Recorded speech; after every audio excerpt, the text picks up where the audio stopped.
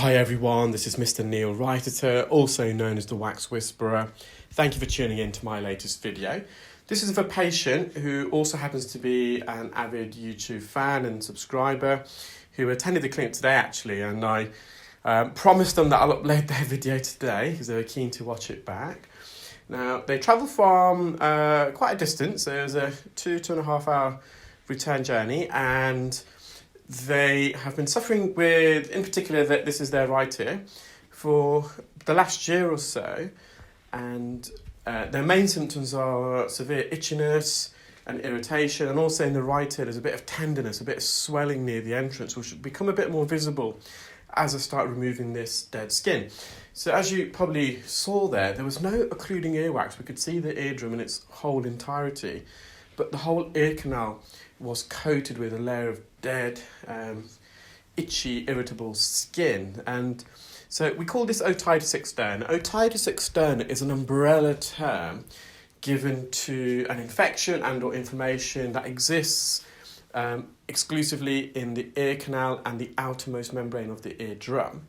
If you have an infection behind the eardrum itself, we would call that otitis media. And you get different types of otitis externa. You can get superficial. Superficial is when you just got dry skin, a bit of almost like eczema or psoriasis of the ear canal. You can then get deep otitis externa. That's when you've got a bit of inflammation and swelling of the ear canal as well. And then you can get what we call malignant or necrotizing otitis externa. And that's the most severe form. And that is more typical in elderly patients or patients who are diabetic, and people who are immunocompromised. So when you've got an outer ear infection, the body's natural immune system can't fight it, and the infection just rages more and more. And it can start chewing up flesh around the ear canal. It can migrate towards, it can affect the facial nerve, which is located in the middle ear near the cochlea, the organ of hearing. It can also spread upwards towards the brain, underneath the meninges, so it can cause meningitis and brain abscess. So it can be quite serious necrotizing and malignant otitis externa. So this patient, you would say she's got superficial otitis externa, but also just at the entrance there's a bit of a swelling there, so you could also call it a bit of deep otitis externa. And what we're trying to do is just peel this skin layer away from her canal walls. And this skin's not going to naturally migrate itself. The patient's ear canal is quite narrow, so it's a bit limited for space in there. And if you keep watching, you'll see this is a complete dead skin peel. It's from the entrance of the ear canal all the way to the eardrum. And in fact, we actually peeled a whole new layer of skin off the eardrum itself to reveal a brand new layer that was there.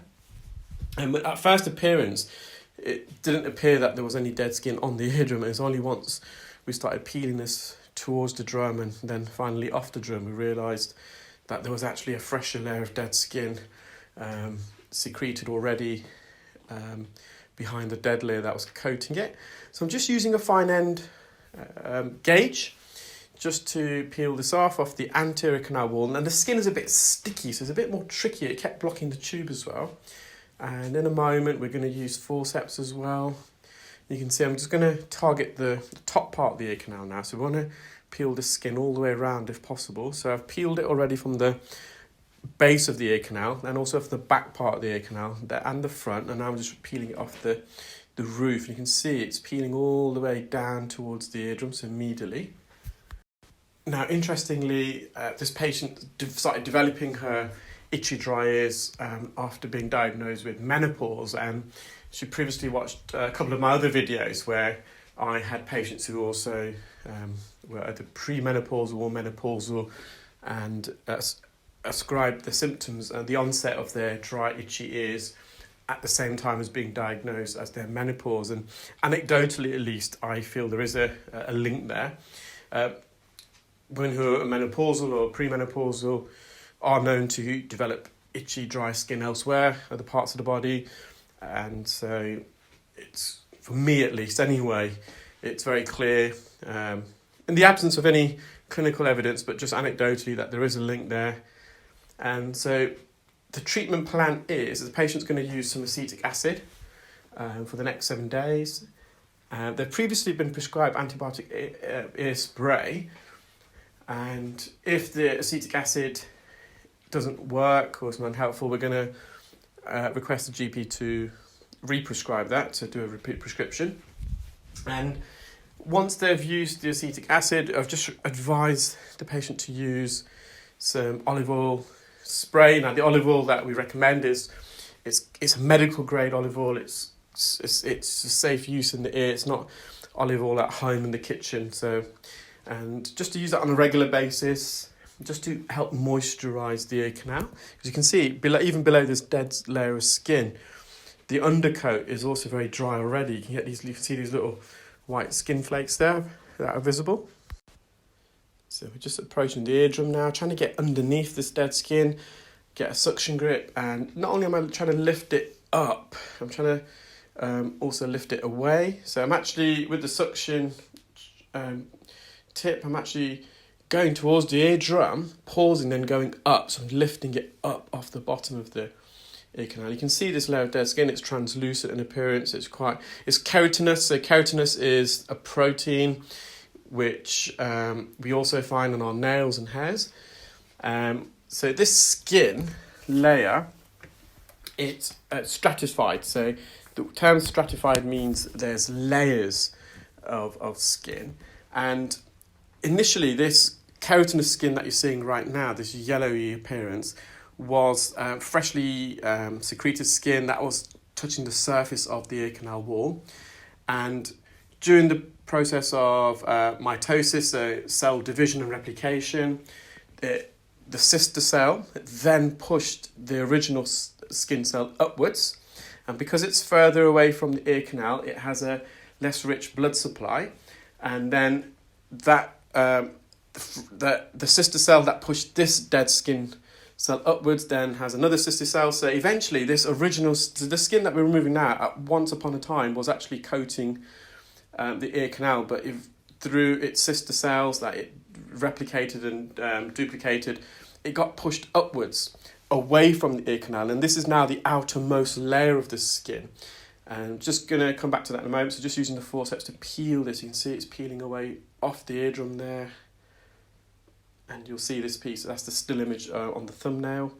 There you can see just how shiny and glossy the eardrum is now. On the right-hand side of the ear canal, you've got the fresh layer of skin. And so the further away the skin is from the ear canal, so as I said, it's got 5 stratified layers, it receives less blood flow, so that the intracellular fluid within the cell, it's unable to retain that. So, and what replaces that is keratin, which is a protein. Keratin has its useful properties. It helps to reflect UV radiation, so it's a protective barrier. Keratin is also hydrophobic, so it helps to repel water out of the ear, so it doesn't penetrate into the deep part of the ear canal, into the fresh layer of skin. So keratin does have its uses. Now, in most people, this skin, as it dies and sheds, it moves sideways out of the ear, almost like a conveyor belt.